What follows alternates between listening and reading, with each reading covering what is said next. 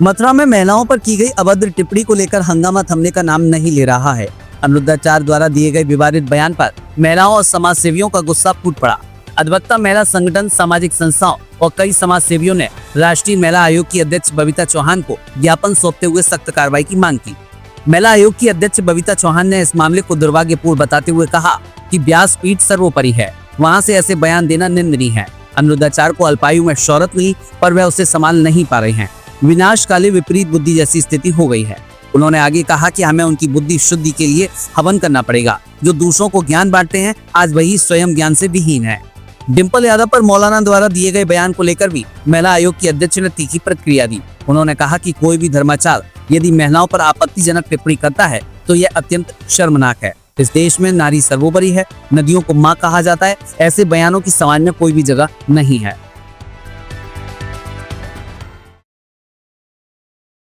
संज्ञान ले लिया महिला आयोग की तरफ से, लेकिन यह है कि दुर्भाग्यपूर्ण तो है ही। मैं तो कहती हूँ कि इस तरह के अपशब्द किसी को भी बोलने का अधिकार नहीं है।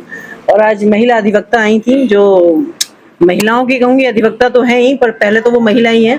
और इस तरह की जब बातें हो रही हैं तो सब महिला को एक कहना चाहिए कि सब शॉक्ड हैं कि कोई भी व्यासपीठ पे बैठ के इतना बड़ा कथावाचक, जिसकी आज 80% और 90% महिलाएं सुनती हैं, जिसको वो इस तरह की भाषा का उपयोग कैसे कर सकता है। तो ये सब एक शॉकिंग तो है ही। तो मैं तो अब यही कहने वाली हूँ कि मुझे खुद कुछ बुद्धि शुद्धि के लिए कुछ हवन करना पड़ेगा कि भगवान करे इनकी बुद्धि को शुद्ध कर दें, ये दूसरों को ज्ञान बांटते फिर रहे, खुद ज्ञानी बन जाए।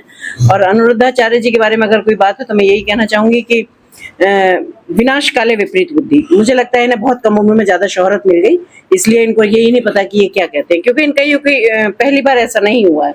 बहुत सारी चीजें ऐसी हैं जिन्होंने पहले भी इतने अपशब्द और इतनी घटिया भाषा का प्रयोग किया है। और व्यासपीठ पे बैठ के, जिसको इतना सम्मानित माना जाता है कि जहां से हमारे यहाँ तो, क्योंकि हमारे सनातन धर्म में तो व्यासपीठ की इतनी महत्ता होती है कि जो व्यासपीठ से बोल दिया उसको सब सच मान लेते हैं। और अगर इस तरह की भाषा का उपयोग करेंगे और वहाँ इतनी महिलाओं के साथ महिलाओं के जो इनकी अनुयायी वहाँ महिलाएं बैठी हुई हैं, उनके बारे में अगर ये इस तरह की बात करेंगे तो ये क्या संदेश देना चाहते हैं।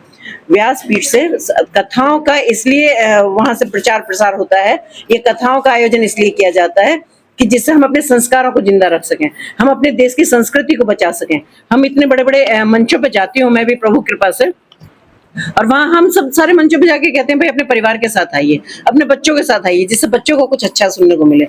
इसका ठेका इन्होंने नहीं लिया कि महिलाओं पे इस तरह की बात करें।